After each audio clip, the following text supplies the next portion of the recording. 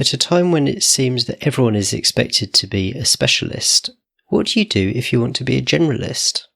What do you do if you're multi-passionate with lots of interests and you want your work to reflect those multiple interests?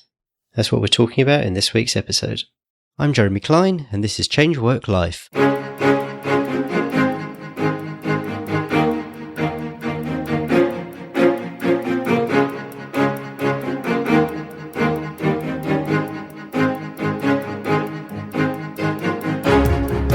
Hello and welcome to Change Work Life, the podcast where we're all about beating the Sunday evening blues and enjoying Mondays again. I'm a career coach, and in each episode my guests and I bring you tips, strategies and stories to help you enjoy a more satisfying and fulfilling working life. In my previous career I was a specialist. I was a lawyer. I advised high net worth individuals. If you were in the industry, you kind of knew what I was about, and had I decided to stay in that career and just move jobs, it was pretty obvious what skills and experience I brought. But what do you do when your work history isn't as focused? How do you create your narrative when you've done a bit of this and a bit of that? If you're a multi-passionate generalist, how do you even find a role that will suit you? To help answer these questions, I'm joined by Steph Gillies. Steph is a career story coach who, having had 32 jobs in 15 years, now helps multi-passionate professionals embrace their authenticity and design their career story. Steph, welcome to the show. Thank you so much for having me. Now, even if you include various part-time jobs I did as a student, I'm not sure my job count has made it double figures in 30 years. How did 32 jobs in 15 years happen? Well, I was younger in my career, so I was working multiple part-time jobs, or when I was in university, I was working a couple of part-time jobs on the side as well. And then I just, I thought that I knew what I wanted to do and I would try the job and then I would get bored. So I'd start applying to other jobs and then see what else I could get. And then I'd do those jobs for a little bit and then I would get bored also and then kind of move on. And so I eventually did graduate with a social work degree and ended up in the nonprofit world. I think the longest stretch I've ever been at a job is 5 years. And one of those I was on maternity leave. So technically it was more like 4 years, but yeah, it was just in my younger years experimenting on a bunch of different jobs and different things that I could do. I worked at Starbucks, I taught rock climbing, I was a lifeguard, and I took people on horseback riding trips, stuff like that. There was lots of different variety in my jobs, and I worked at a bank for a little bit. That one wasn't really aligned with who I am. But it was an adventure. I mean, I learned a lot, but now looking back on that, if I had known about what informational interviews were, how you can communicate with people and understand what a job looks like before you jump into it, I probably would have saved myself a lot of those jobs. You say that, but I get the impression that probably the majority of people don't have that varied a career background, particularly early on. So is this something which was intentional? Did you go out to try lots of different things, or did it just kind of evolve organically that way? Yeah, I was raised in a way that was where people believed that you had to be one thing, right? So you go to university, you get a job, you work there till you retire. And so I was really worried about finding this one thing. And because I'm someone who is multi-passionate, finding one thing sounded really stressful to me. And I was like, how am I going to find this one thing that I want to do for like 40 plus years? I just couldn't imagine that happening. And so really what it was, I'd be like, okay, this is what I'm going to do. I'm settled. Like, I'm going to do this now. And then I do that. And I was like, yeah, that didn't really work out. I didn't really like that. I'm bored now. And then I would try something else. And so it wasn't intentional. However, like I wouldn't take it back. I thought it was a lot of fun and I got really good at applying for jobs as a result of it. And that's probably what led me to where I am today. At least when people have, if you like, started their proper jobs, leaving aside, what they might have done as a student, I tend to think of people becoming more specialists once they're in corporate careers. So where do these generalists come from? I mean, who are the people who are generalists and who have tried their hand at multiple different things? And I mean, kind of, once they're fully into working life, if you like, and have left education. Yeah. So, generalists can appear in lots of different ways. And there's lots of people who are, they look like specialists in their day job, but really what they are is generalists. And how you can identify those people is if, if you're wondering if you're a generalist, usually your manager will come to you and ask you to take on other projects. You might be that person who's like, hey, that sounds really neat. And there's other projects going on at work and you offer to help out with something else, or you jump around between teams. Another thing that generalists tend to do is break down those silos between teams. So they tend to, help teams work better together. So instead of having, like the one team here, one team here, and one team here, generalists will bring those teams together and, be able to help people communicate better across, like cross-functionally.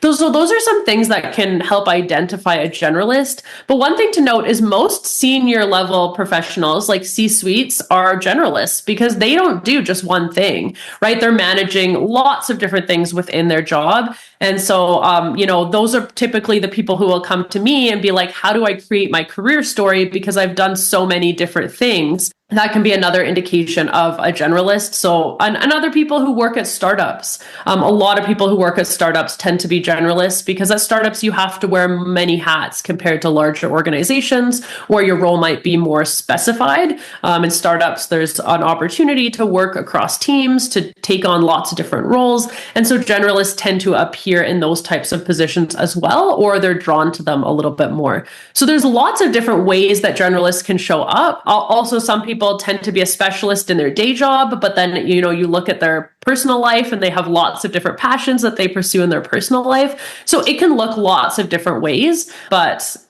typically you can identify them when, they're at work and they're doing lots of different projects, or they're, helping cross-functionally across teams. That's really interesting. What you were saying about silos definitely resonated with me, because I think sometimes and we'll probably talk about this a bit more, but when you have interests in different things, it can be hard to avoid being siloed in your particular area. So, I was a lawyer in the legal team at my company. When I started to talk about other things, people said, but you're a lawyer in the legal team. Why would you want to get involved in this sort of thing?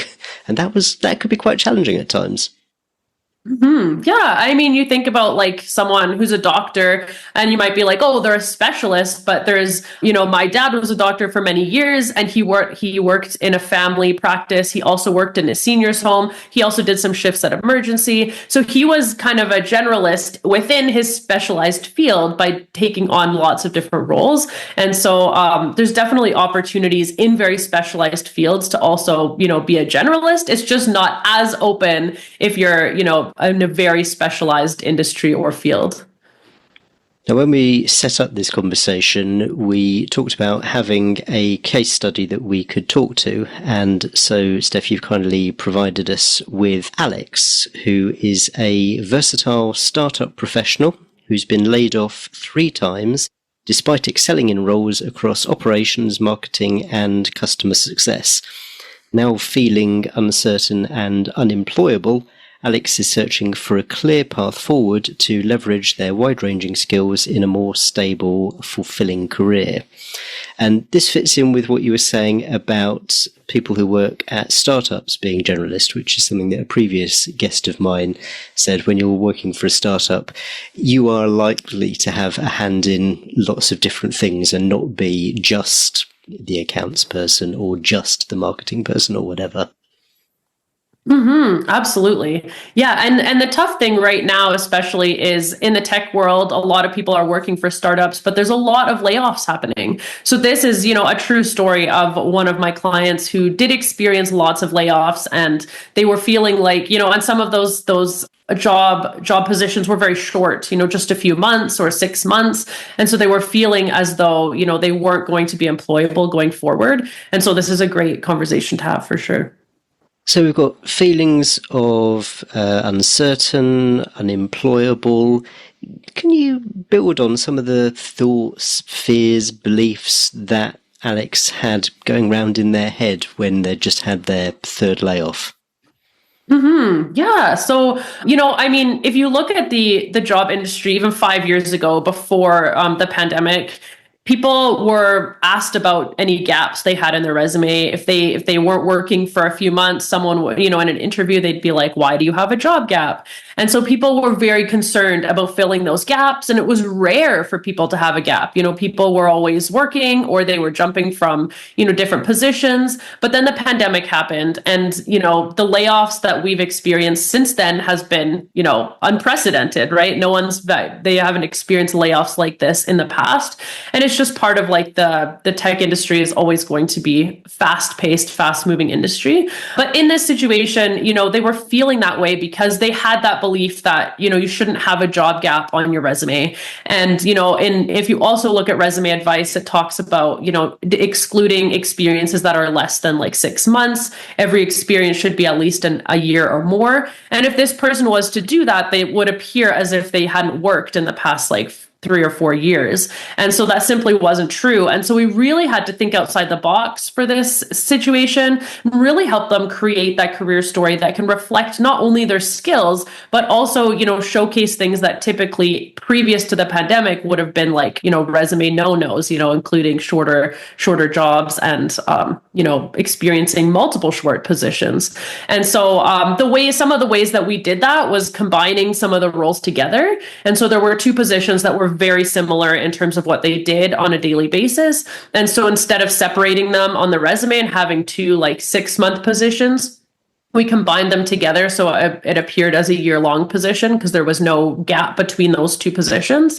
It was a quick turnaround for them. And then just really, identifying their most recent position and detailing that out more so that they could showcase what kind of accomplishments they had in their experience, so they could show how they're going to show up for an organization when they do start applying to jobs.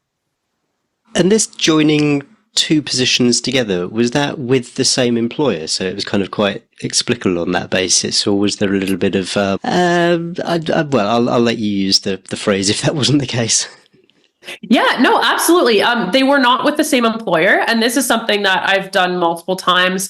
Typically, you wouldn't want to do it if it's like your most recent position. But if you're looking at positions like 2 or 3 years back and you have multiple, let's say someone was in the customer service space and they had like 4 different roles that were exactly the same.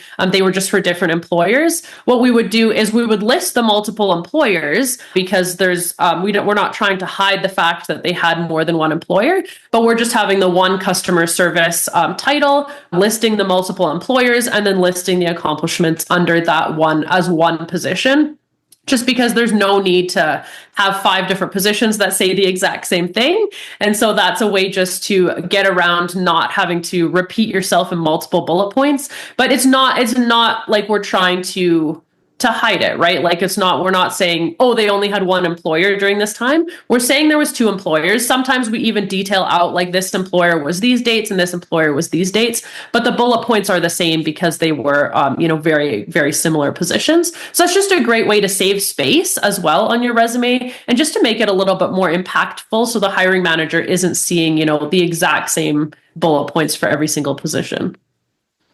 I can understand how presentationally, actually, that makes a lot of sense. But I'm curious as to whether any of your clients ever got any pushback at interviews when a recruiter saw the customer service position and then 3 or 4 different companies with 3 or 4 different dates. It hasn't experienced any pushback in any of the clients that I've worked with. I mean, we're cautious about it. We don't just combine things just to combine things and we're not trying to really hide what happened, but just to showcase, a little bit to make it simpler for the reader. But what I think the difference is when you think about writing your resume is there's a difference between being honest and then being literal. So in this case, they're not being dishonest. They're not lying. They're not hiding anything. They're just not being exactly literal about the exact thing that happened. And, that's not necessarily what the hiring manager is looking for. They're looking for someone who can provide the results that they want during their employment. And so if you can showcase that and then showcase you have a really strong history of working, then typically I've never experienced a problem with that.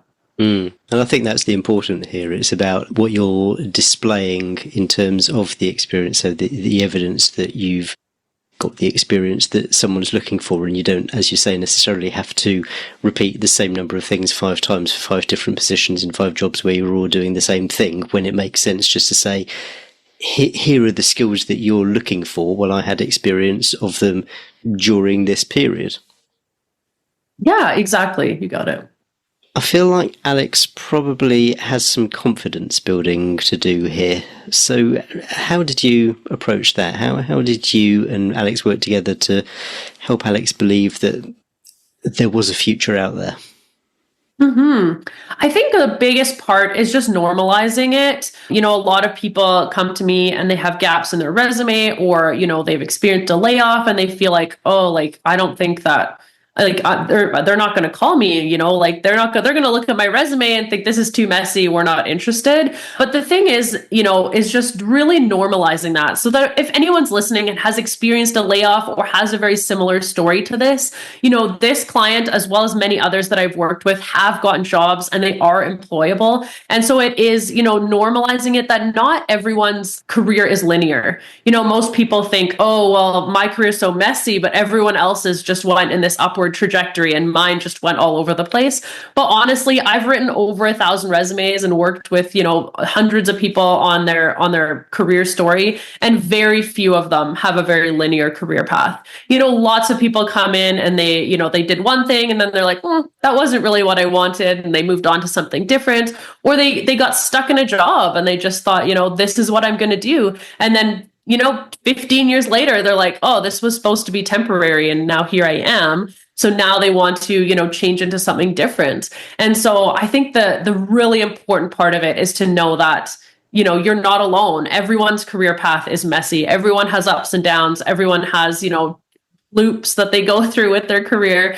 It is very rare for me to see a career that goes straight up in a line. And so I think that's the biggest part about it, is normalizing that for the clients, and then also helping them really see what makes them unique and how these situations play into, their strengths and their skills. I've worked with people who are new immigrants, and they, when they first come to, I'm in Canada. And so when they first come to Canada, they get a job working at Walmart or working at a store, doing something just because they want that Canadian experience and be able to, learn the language and different things like that. And they're always like, oh, well, this isn't really relevant to my career path. But I think it's very relevant because it showcases, a huge, that's something that most of us, people who are native to Canada wouldn't experience, moving from a new country, learning a new language, being able to assimilate to a new job market. And so I think that really helping these clients, and especially this person here, identify what skills they can bring out from these different experiences, and how, maybe being laid off 3 times lets them be more adaptable and more versatile. And with their different experience across operations, marketing, and customer success, they bring a different out-of-the-box thinking view when they come into a new position, because they've done positions in all these different areas. And so when they come into a new role, they're able to provide the view of what it would be like from the customer perspective, what it's like from the marketing perspective. And that allows them to offer some more unique solutions to the organization. It's interesting what you were saying in the first bit of your answer there about how people do have a tendency to believe that they're the outlier, that theirs is the one with the messy CV and everyone else has got it together and has found the career of their dreams and seems to know what they're doing. When in fact, that's not the truth at all. Everyone pretty much, I think, being like held together and having the defined career path and knowing exactly what you're doing, those people are probably the outliers. Absolutely, for sure. I mean, like I said, it's very rare for me to see a linear career path. And when I do, I'm always like, wow, like, are you interested in this job still? Most of them come to me because they want to change. So, even their linear career path is something that they're looking to maybe change or get out of or do something different.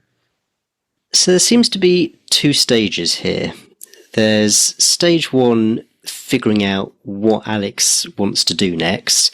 And then stage 2 is creating the story that's going to help convince employers that Alex is the person they need. Is that right in terms of the stages to go through?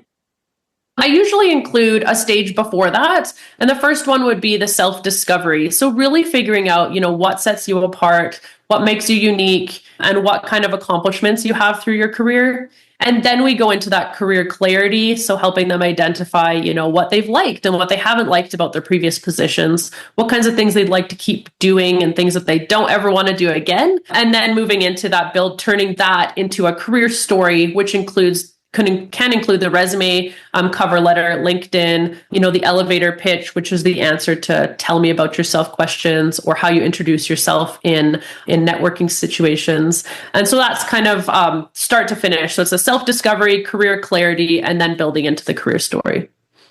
With the first two, what's kind of like the end product? What when you're describing this process to Alex, what are they going to get at the end of stage one and the end of stage two before we get on to the third stage?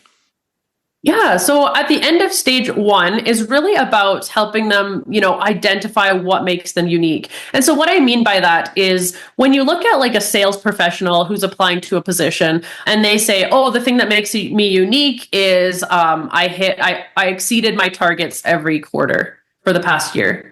Well, that's not really unique in the sales industry because, you could find 100 different salespeople who've exceeded their targets in the past year. So what I talk about when I say what makes you unique is really diving in and figuring out what makes you different. And, when we look at the job market now, because it's so competitive, the only thing that sets us apart is who we are as a person. So our authenticity, our uniqueness, what we bring to the table, that's truly different from other people. So I always ask my clients, what do you think sets you apart? And they always tell me I'm really good at communication and I'm an empathetic leader. There's the same thing. Almost everyone tells me that. And those are great qualities, but they're not necessarily things that make you unique. So I had a client who was in sales, which is why I pick on this story. And she was also a yoga instructor. And typically those two things don't go together, right? You'd be like yoga instructor and sales. Those are completely opposite things. But being a yoga instructor was a huge part of who she was and spoke to a lot of her personality and her beliefs and her outlook on life. And so what we actually did was we took the yoga instructor, and we incorporated it into her resume and explained how being a yoga instructor made her a more empathetic leader, helped her communicate and relate better to people, which then helped her, build her sales skills because she was able to draw upon, her experience in yoga to, build stronger relationships with clients. And so then when a hiring manager looks at that resume, they can see, no one else is a yoga instructor and no one else talked about how being a yoga instructor is going to impact her career. And so I've done that with lots of different people who've been, Ironman triathletes or different things that they have on the side. And you don't even have to be some yoga instructor or Ironman triathlete. There are other things within our life that we can draw upon to showcase what makes us different.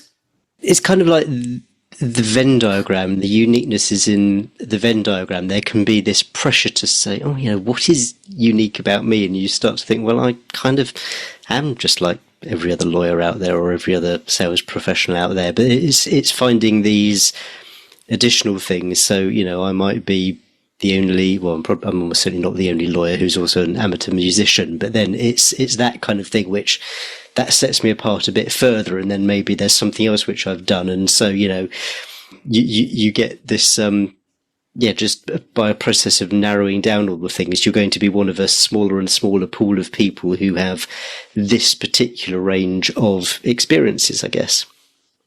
Yeah, absolutely. And, just like you're talking about being an amateur musician, if you had that on your resume, a hiring manager might see it and relate to that and be like, oh, that's cool. I do that too, or something. And that might help you, create that human connection that wouldn't otherwise be created with just a document. So, even I would say, again, 5 years ago, we were telling people to remove their hobbies, remove their interests from the resume. But I actually want to go back to that because I think that's a huge part of who we are. But not just listing a hobbies section. I don't think that's beneficial. Just like, oh, these are my hobbies. I really think it's about, telling a story and showcasing how, being an amateur musician, how has that impacted your career or who you are as a person, right? So telling more of that story than just listing it on your resume.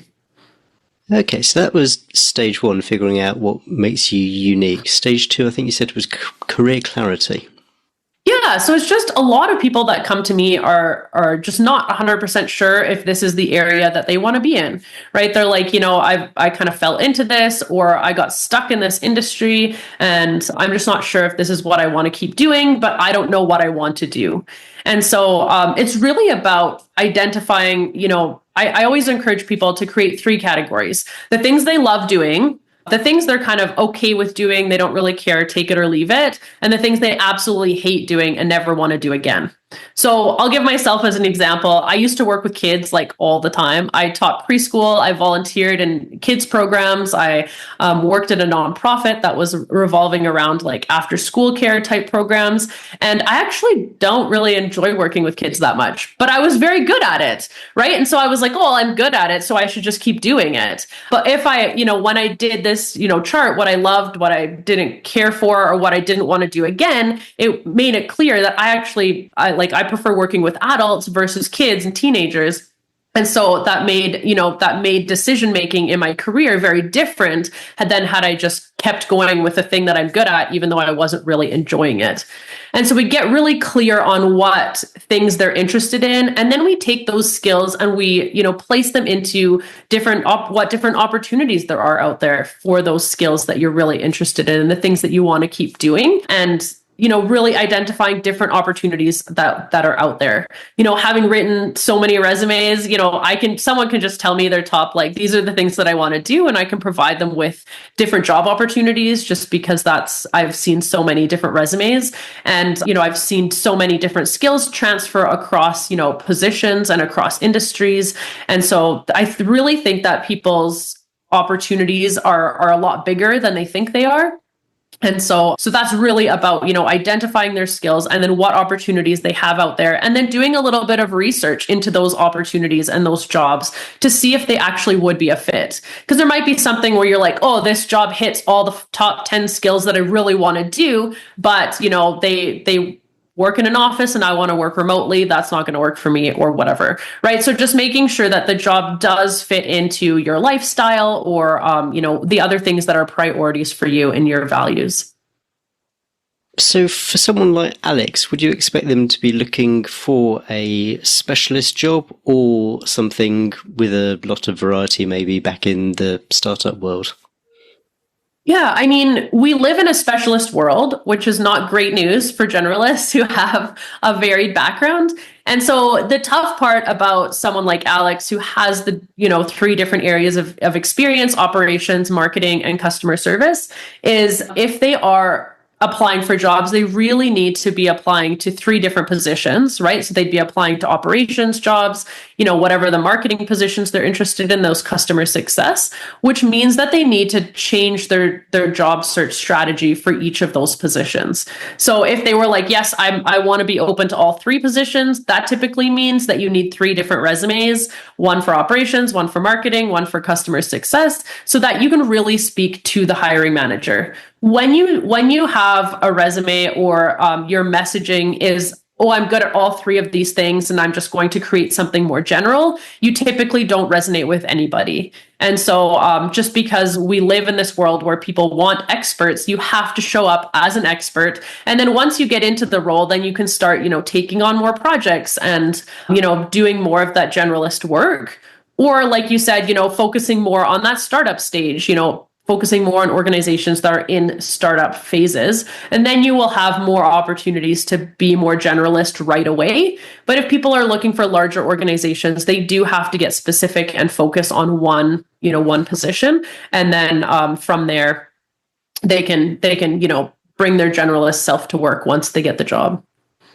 So would you advise someone like Alex to look for different jobs in operations, customer success, and marketing, or would it be better for them to make a choice of one and start there? Because I'm thinking that it could get a little bit, more stressful and more confusing if you're applying to three different categories of jobs. It feels like a lot more work.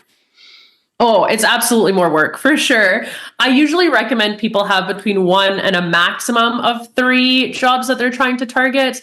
Because, like you said, once you have three, you're doing a lot more work. You're having to, figure out which you're always pulling on a different resume. You're reading different job postings. So it can definitely be, more work. In this person's case, they did have a resume for each of those three, and they did apply to each of those positions for a couple of months to see which position, like which resume resonated most with hiring managers. And they ended up getting most of their interviews in the operations and marketing space and not very many in customer success. So then they targeted their search going forward into the operations and marketing and kind of left the customer success unless they saw a position that they really, really liked. So they kind of focused it on those two.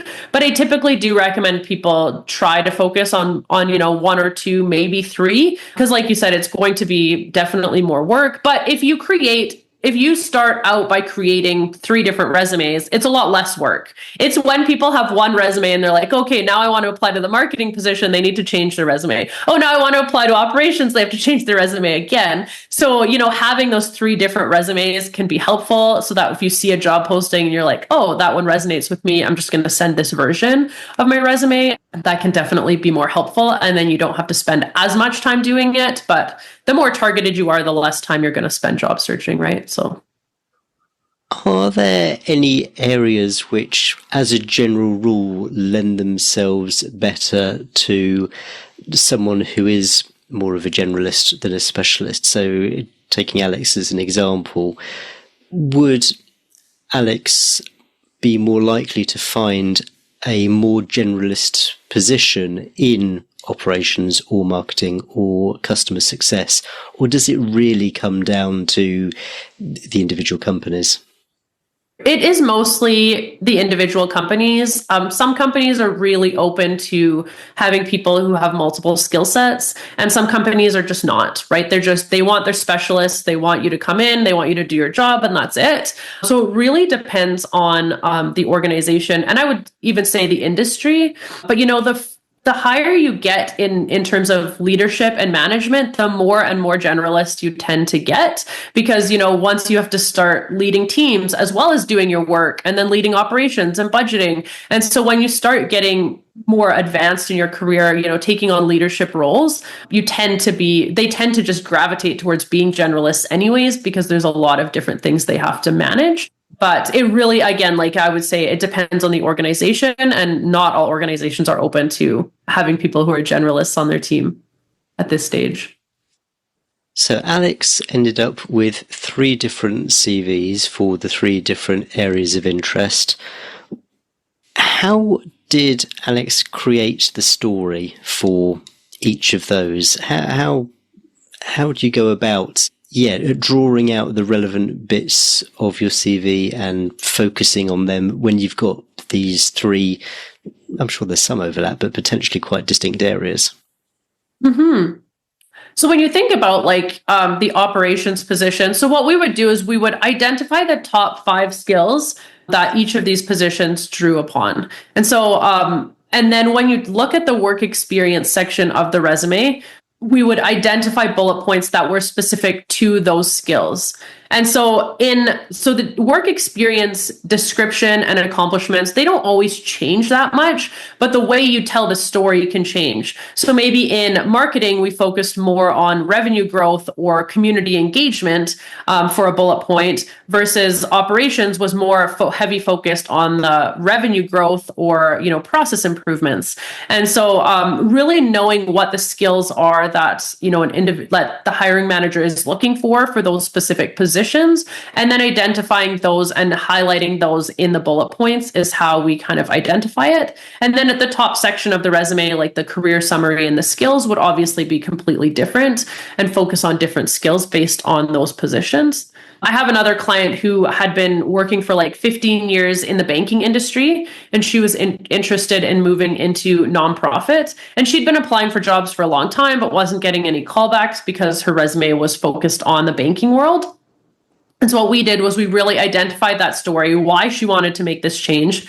And then we highlighted, instead of we did a completely different approach to her resume. We actually brought up her volunteering experience above the work experience section and highlighted all the different, volunteering experiences she'd done, any fundraising she'd done, things like that. And then when we looked at the work experience, we actually didn't talk at all about the banking stuff. We didn't talk about revenue. We didn't talk about anything like that. We talked about the diversity, equity, and inclusion group she created. We talked about the team that she led and how she brought them into the community to volunteer in order to give back. And so those were the things we focused on. Those were like asides of her job. But when you're looking at the hiring manager for a nonprofit organization, that's what they want to see. They don't really care about the banking side of it.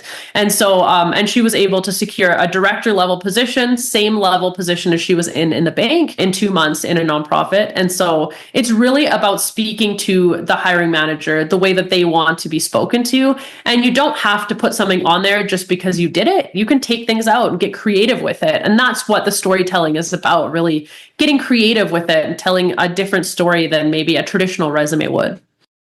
Something that's coming across is there's a tendency for people just to stick everything down on their resume in the assumption that the hiring manager is going to kind of sift out the relevant stuff, and then they will be able to use that to figure out whether or not the person's a fit. Whereas I think what you're saying is that really you need to give the hiring manager as much help as you can. You need to make it really, really clear why it is that the skills that you're highlighting in your resume are the fit for what they want, rather than sort of leaving it to them to go, well, okay, yeah, this bit's a bit of a fit. Yeah, I can see how this works. That's not really relevant.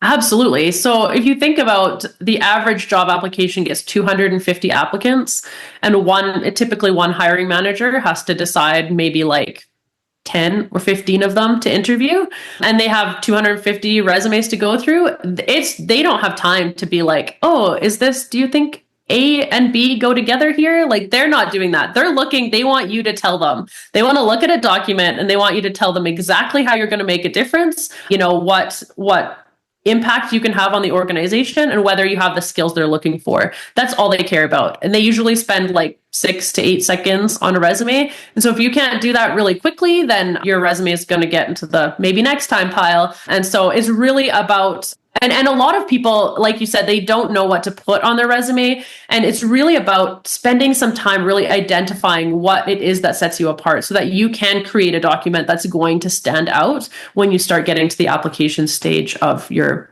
job search. And when it comes to tailoring the CV for, in Alex's case, these 3 different types of positions, is it kind of always the case that there's something somewhere that you can turn around to fit into each of those 3? Or do you ever get to the stage where there is a position, a certain amount of experience, 6 months, a year, where you just can't get that to, it was a sales success position and you just can't crowbar it into an operations CV? And if that is the case, what do you do with that? Yeah, absolutely. Like that, I think about people that I've worked with who took some time off to maybe raise children or to look after sick family members. They might have a large job gap, and they're just not sure how to create a resume. And so what we do in that situation is we add, the stay-at-home parent or, caring for ailing individuals. We add that as a job experience. And while it may not be relevant to, let's say, like with this person, that might not be relevant to marketing, it does show who you are as a person. And it shows, that you are empathetic and, different things like that. And so including those things like, staying at home as a parent and including that as a work experience and then adding bullet points under it, you might not be able to make those relevant to marketing because, looking after your kids and planning their schedules might not be relevant to marketing, but it does show a little bit of diversity. And so if you do have a work experience that isn't relevant to this position, you have a couple of choices. You can keep it really short. So just have it there and have like 1 or 2 bullet points under it. or detail out a little bit more. And then, when you get to the interview stage, it's an opportunity just to talk about, how this experience gives you that diverse perspective, or, how this experience has impacted you as a person. Because not everyone, like we said, is going to have all their positions aren't going to be exactly relevant to what we're talking about. But even when you think about, staying at home as a parent and then applying for marketing positions, there's still an aspect of customer service involved in marketing. And so you can always talk about, like the customer service side of being a stay-at-home parent, or managing multiple personalities while you're trying to care for multiple kids. And that can be something that is relevant towards the marketing stage. And so you can get really creative with it in terms of making it relevant, but at the end of the day, it's your story, and you need to be comfortable telling that story. And so I've had people leave full 2-year roles off their resume because they felt more comfortable speaking to a job gap than they did speaking about an extremely toxic work environment. And so it really is about what the individual feels most comfortable talking about, and how they can bring a full story to the interview stage. There's a small cynical part of me that thinks that using a 2-year looking after the kids gap and trying to sort of describe the experience of that and how that's going to help you in a marketing role, whilst I see the logic, I don't know, it feels like a bit of a stretch. Or am I just being like an old Gen Xer here who doesn't understand how things work these days? No, I mean, for sure. And it's not going to resonate with everybody, right? Like I spoke with someone the other day, who's my client, and she also did hiring for her role in project management. And she said that she when people were stay-at-home parents, she actually was like, I definitely want to interview them, because in project management, you deal with you're always handling multiple tasks, and it's very stressful or whatever.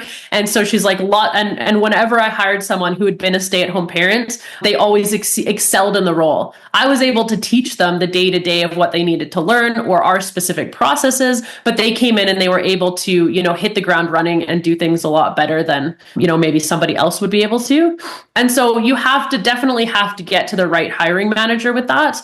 But I think it's a miss to exclude it completely. And whether it's relevant or not relevant towards your current position, if you have a 2-year job gap and you talk about what you've done in those 2 years, it's going to resonate more with the hiring manager than just to be like, I sat at home and ate chips on my couch for 2 years, right? Like you were doing something. And so, whether you were taking a course or, whatever you were doing, if you have a job gap, it's great to talk about that, because it does show, some sort of growth and whatever you can provide to the organization that you like. Literally, like people are like, what did you do? Were you just sitting at home doing nothing, or were you doing something?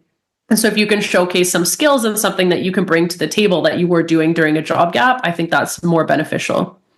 So Alex has these 3 CVs applying in specialist areas and gets a couple of job offers. Now, my guess is that someone like Alex is going to want to go for roles where, yes, it may be an operations or a marketing role, but there is scope for this multi-passionate person to get involved with different things.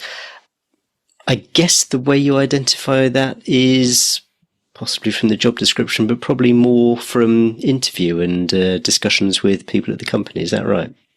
Mm-hmm. Yeah, I would say that. Yeah, most like with this client specifically, they asked a lot of questions in the job interview around what the workplace culture was like, and different things like that to kind of gain some more of that information. However, in an interview, they're always going to be on their best behavior. So are they going to share, exactly what it's like to work there? Maybe not. So other ways that you can go about it is doing some research into, their social media, look at Glassdoor or other online forums like that, where people are able to post, true versions of what it's like to work there, looking on Reddit, if there's anything about that organization.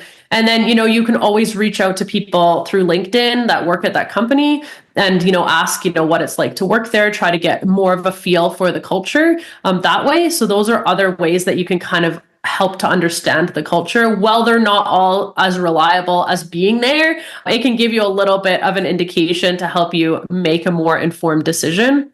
But that's really the best you can do. But again, some of my clients will find they do all that research, and then they join the company and they're like, this wasn't at all what I expected. And then they're back looking for a job again. So that happens, right? Like those things happen. And that's a risk you have to be willing to take when you move from a position. I mean, it's a risk to stay if you're unhappy and you don't want to be in that position anymore. It's a risk on your mental health and everything to stay in that position, but it's also a risk to move on to something new where it could be not what you were expecting it to be, or it's not quite the fit you wanted it to be. So you have to kind of pick and choose what you feel is more risky and what you'd be willing to take on.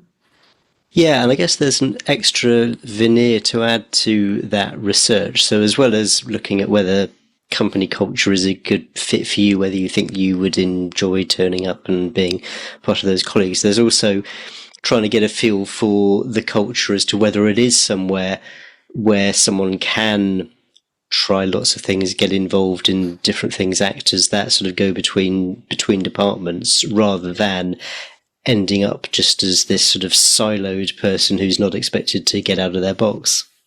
Mm-hmm. Yeah, I mean, I've had clients ask in an interview, do you guys tend to work on more siloed teams or do you work cross-functionally? Just to kind of get an understanding of what that looks like, because there's not necessarily a right or wrong in an organization. It's just more about, the way they do things and their own processes. So that's a pretty easy question to ask, and they should be able to answer that pretty truthfully. So I think that's a great way to find out more.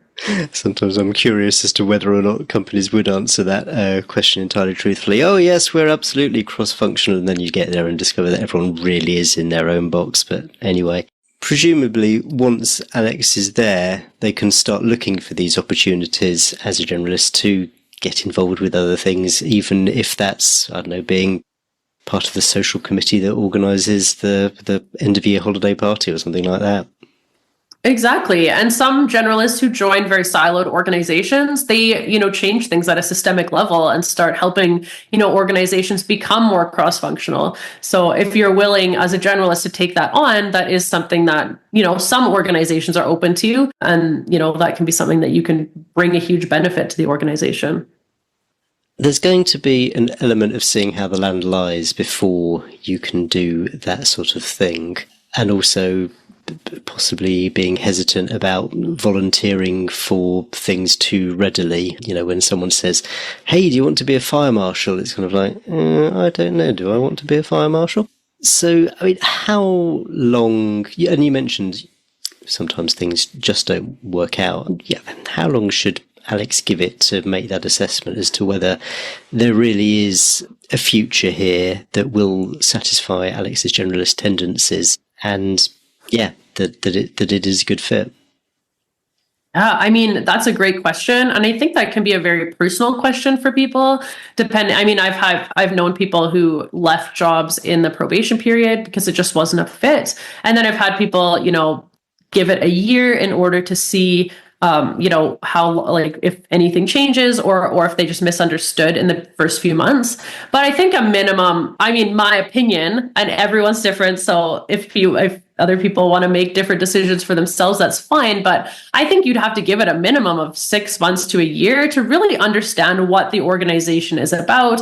And, because if you come in during a big change, like a merger and acquisition, you don't really get a feel for what the culture's like because everyone's in transition and everyone's changes all around. And so you really need to see an organization through, all 4 seasons to really be able to determine whether or not the culture is something that you want to be a part of or not a part of.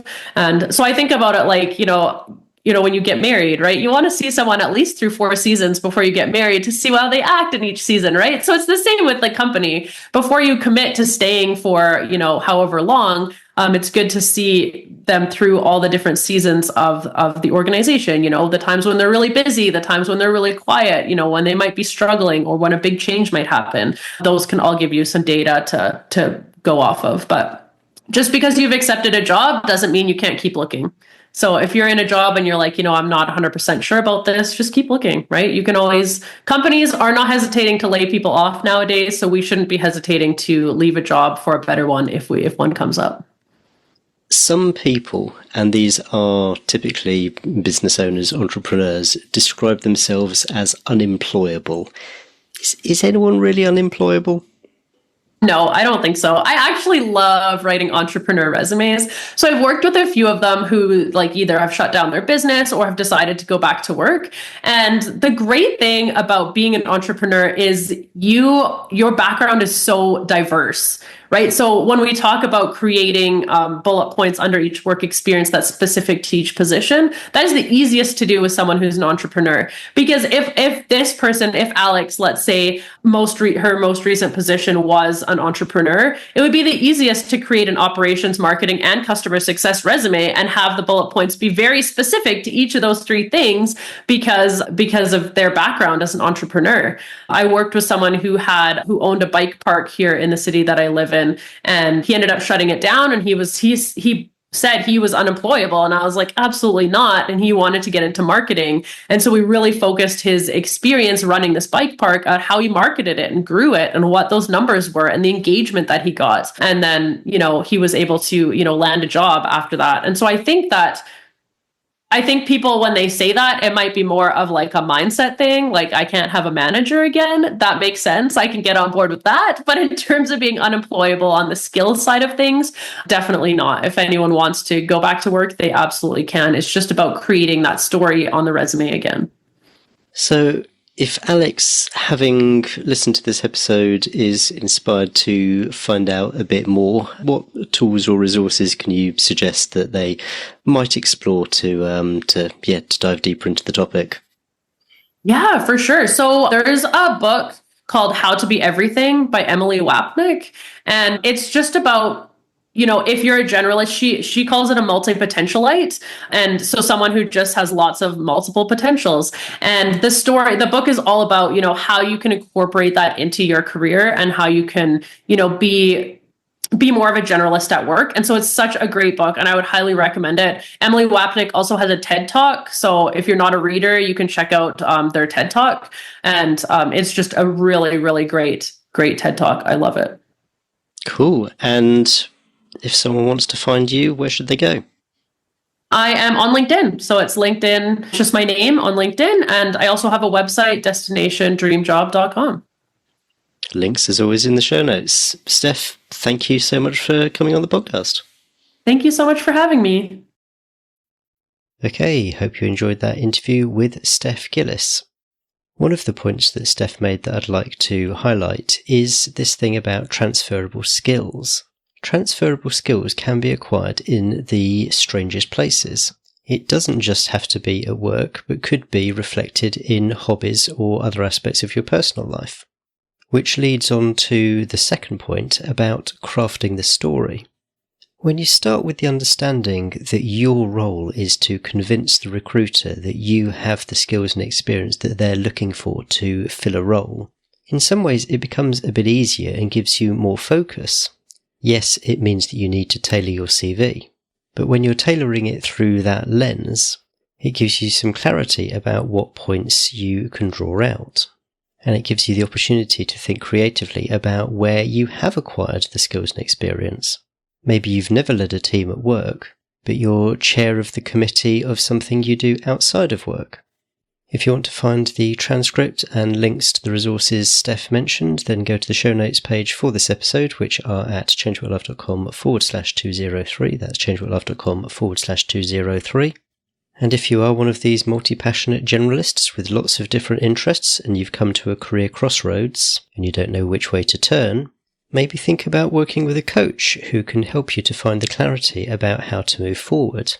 If you've never had coaching before and want to find out more, then you can set up a complimentary 30-minute coaching call with me. To do that, you can go to changewhatlove.com/coaching. That's changewhatlove.com/coaching to see what it's all about. In the meantime, subscribe to the show if you haven't already. There's going to be another great interview in 2 weeks' time, and I can't wait to see you then. Cheers. Bye.